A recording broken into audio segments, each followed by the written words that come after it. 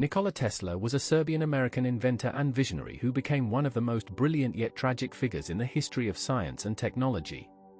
Nikola Tesla, inventor, electrical engineer, and futurist, was born in Smiljan, Austrian Empire, modern-day Croatia, on July 10, 1856.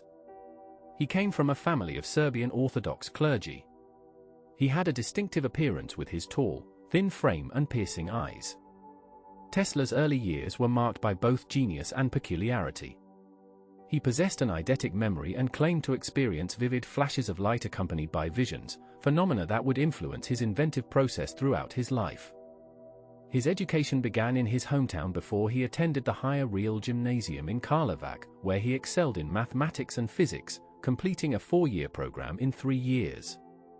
In 1875, Tesla enrolled at the Austrian Polytechnic in Graz on a military scholarship. It was there that he first encountered the Gramme dynamo, which could function as both a motor and a generator. Tesla became fascinated with the device and began formulating ideas about improving electrical systems. However, his time at the Polytechnic was troubled. He initially performed brilliantly, but eventually became addicted to gambling, lost his scholarship, and dropped out before completing his degree. This pattern of brilliant achievement followed by personal crisis would repeat throughout his life. After leaving the Polytechnic, Tesla suffered a nervous breakdown and disappeared for a time, during which his family feared he had drowned. He eventually resurfaced and took a position as a draftsman in Maribor before his father convinced him to attend Charles Ferdinand University in Prague in 1880. However, Tesla arrived too late in the term and never actually enrolled. Despite this setback, his informal studies continued, and his mind never stopped working on the problems of electrical engineering that obsessed him. In 1881, Tesla moved to Budapest to work for the Budapest Telephone Exchange. It was during a walk in a city park in 1882 that Tesla experienced one of the most important moments in the history of electrical engineering. While reciting passages from Goethe's Faust, he had a sudden vision of a rotating magnetic field, the principle that would become the basis for alternating current motors. He grabbed a stick and began drawing diagrams in the dirt, sketching out the complete concept of a polyphase AC motor. The design came to him fully formed, a testament to his unique visual thinking process. Unable to interest anyone in Budapest in his AC motor concept, Tesla moved to Paris in 1882 to work for the Continental Edison Company.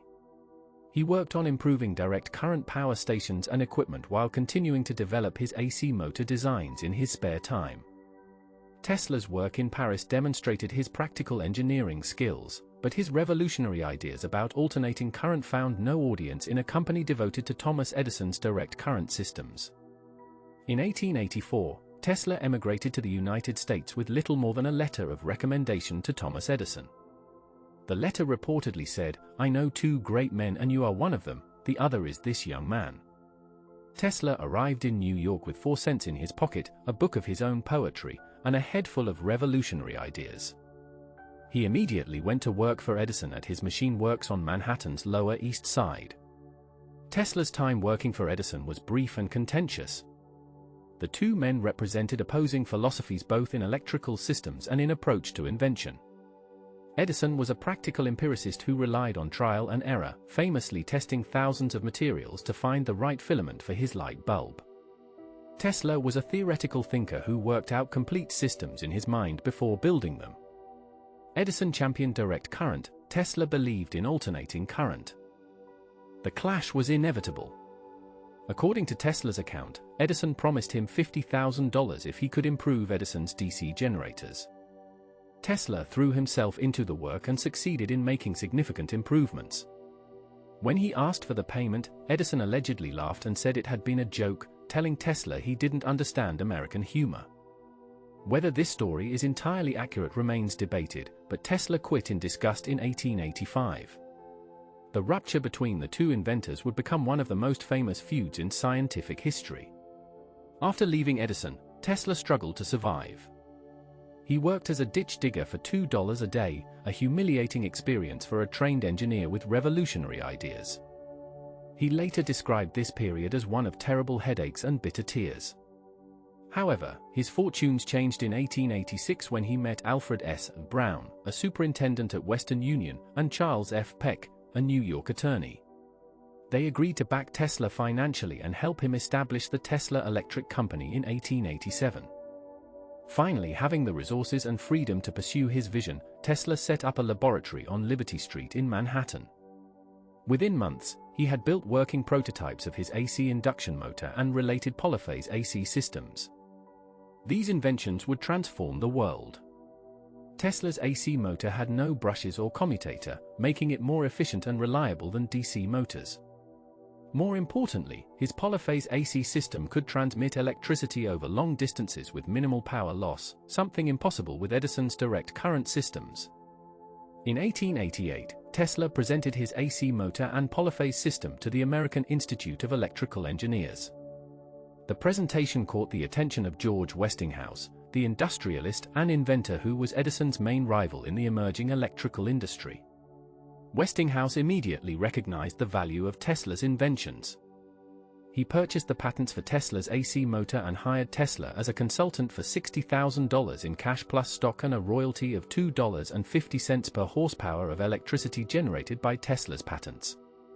The stage was set for the War of the Currents, the bitter struggle between Edison's direct current system and the Westinghouse-Tesla alternating current system. Edison launched a vicious campaign against AC power, claiming it was dangerous and deadly. He staged public demonstrations where animals were electrocuted using AC current to prove its dangers. Edison even backed the development of the electric chair using AC current, hoping to associate Westinghouse and Tesla's system with death and execution. Despite Edison's propaganda campaign, the technical superiority of AC power became increasingly apparent. The decisive moment came with the contract to provide electricity for the 1893 World's Columbian Exposition in Chicago. Westinghouse, using Tesla's AC system, underbid Edison and won the contract. The fair, illuminated by hundreds of thousands of lights powered by Tesla's polyphase AC system, was a spectacular demonstration of the technology's potential. Visitors from around the world witnessed the future of electrical power. The ultimate triumph of AC power came with the construction of the hydroelectric plant at Niagara Falls. In 1893, Westinghouse and Tesla's company won the contract to build the power generation system. The Niagara Falls project, completed in 1895, used Tesla's polyphase AC system to generate and transmit electricity to Buffalo, New York, over 20 miles away. It was a historic achievement that proved AC power could be transmitted over long distances efficiently. The age of modern electrical power had begun, and it was built on Tesla's inventions. However, Tesla's financial situation did not reflect his technical triumph. In 1897, facing financial difficulties, Westinghouse asked Tesla to release him from the royalty agreement. According to accounts, Westinghouse explained that the royalties would bankrupt the company and allow Edison and J.P. Morgan to take control, killing the AC system.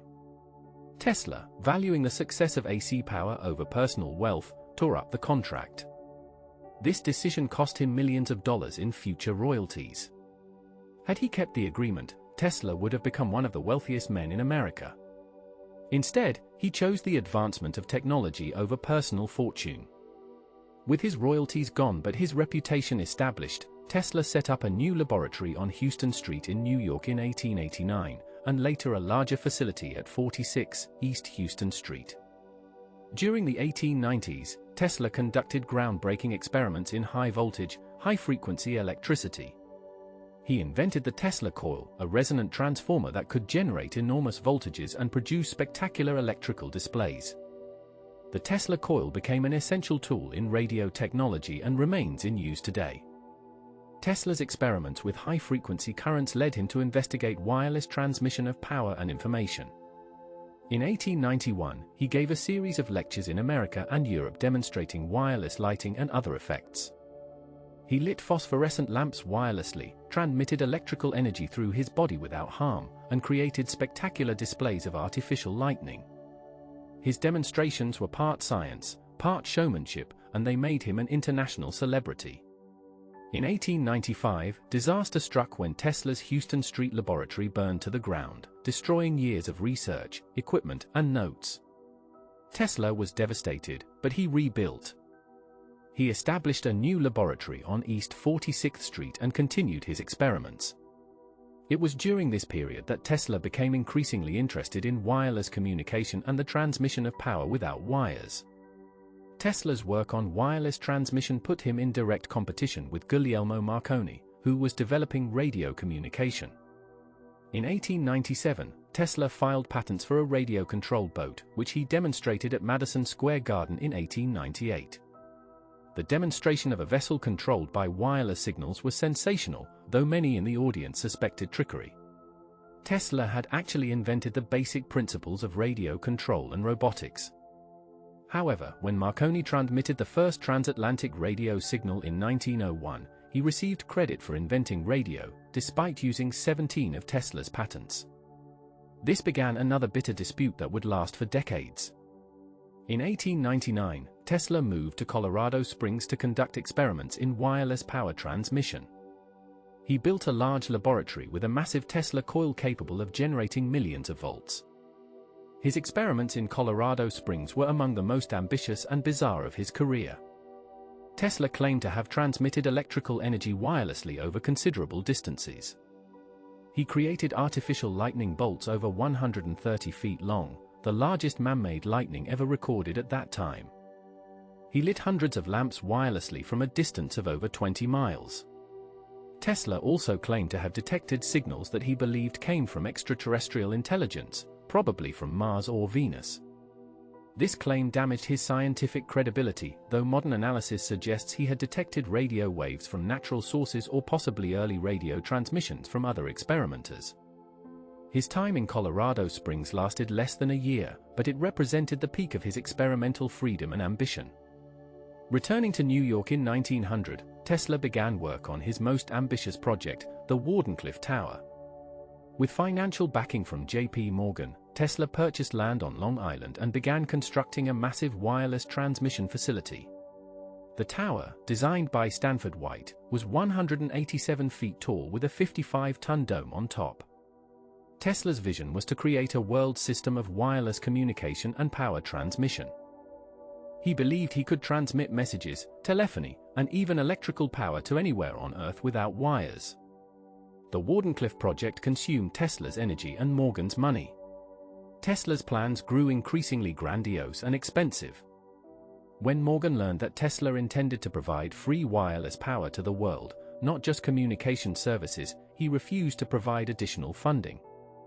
Morgan reportedly said, "If anyone can draw on the power, where do we put the meter?" Without Morgan's support and unable to secure other investors, the Wardenclyffe project stalled.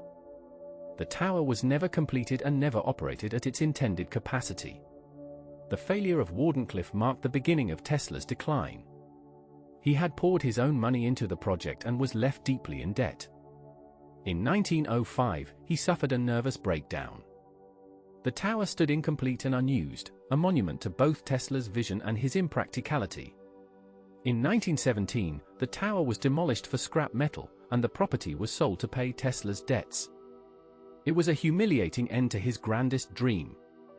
After Wardenclyffe, Tesla continued to work and invent, but he never again had the resources or support for major projects. He moved from hotel to hotel in New York, often unable to pay his bills. Hotels tolerated him because of his fame and because he occasionally received money from licensing his patents. He continued to announce new inventions and discoveries, though many were never built or demonstrated. Some of his later claims, including a death ray and a method for splitting the Earth in half, seemed increasingly fantastical. Despite his declining circumstances, Tesla maintained his dignity and his work habits. He kept a rigid daily schedule, including feeding pigeons in city parks, which became one of his few pleasures. He became increasingly eccentric, developing obsessive-compulsive behaviors. He was obsessed with the number 3 and would walk around a building 3 times before entering. He had an extreme aversion to pearls and would not speak to women wearing them. He was germophobic and constantly washed his hands. Tesla never married and claimed celibacy was essential to his scientific work. However, he developed a peculiar affection for pigeons, particularly a white pigeon with gray-tipped wings that he claimed to love as a man loves a woman. He spent considerable sums feeding and caring for injured pigeons.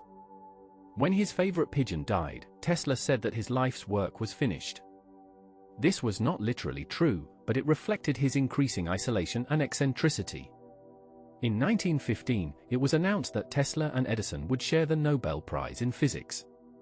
However, neither man received the prize that year, and it went to William Henry Bragg and William Lawrence Bragg instead.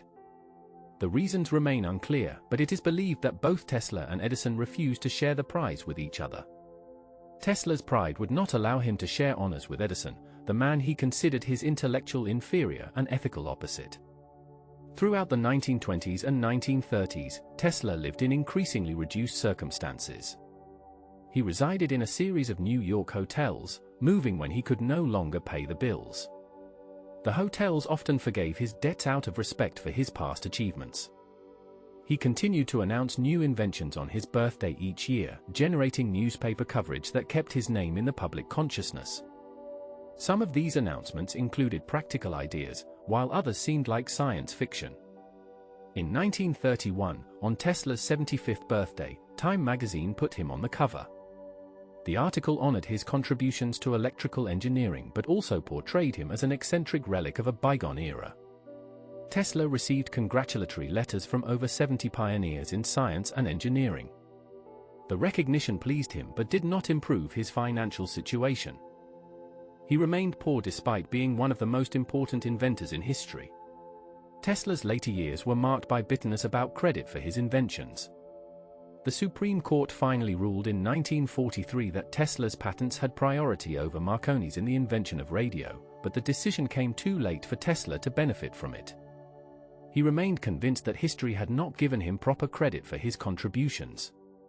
He was particularly bitter about Edison, who died in 1931 with his reputation intact as America's greatest inventor. On January 7, 1943, Nikola Tesla was found dead in his room at the New Yorker hotel. He was 86 years old.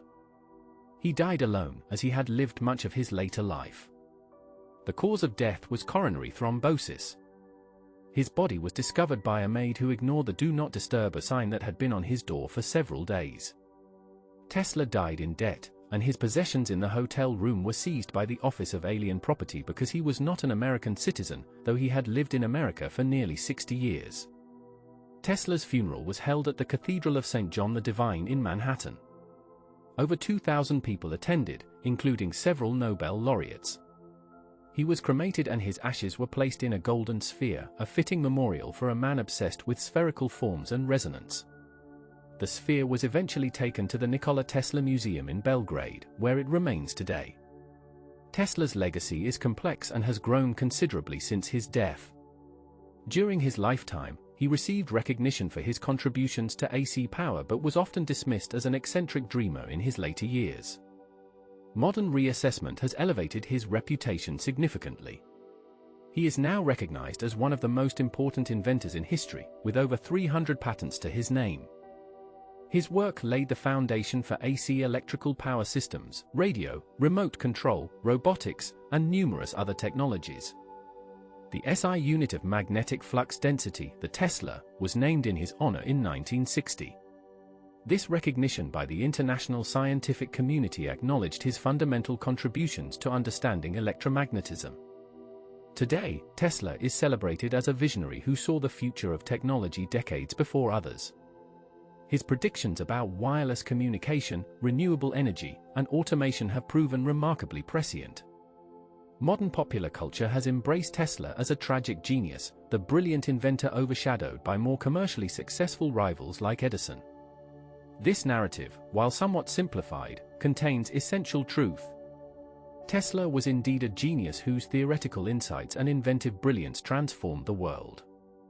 He was also impractical, obsessive, and unable to navigate the business and political aspects of bringing inventions to market. Perhaps the most fitting assessment of Nikola Tesla is that he was a man born too early, with visions that exceeded the technology and understanding of his time. His dream of wireless power transmission, considered fantasy in his day, is now being actively developed. His ideas about renewable energy and global communication networks anticipated the modern world. He saw the future clearly but could not quite bring it into being during his lifetime. Tesla represents a particular type of genius, the pure visionary whose theoretical insights outpace practical implementation. Unlike Edison, who was primarily an improver and commercializer of existing ideas, Tesla thought in revolutionary leaps.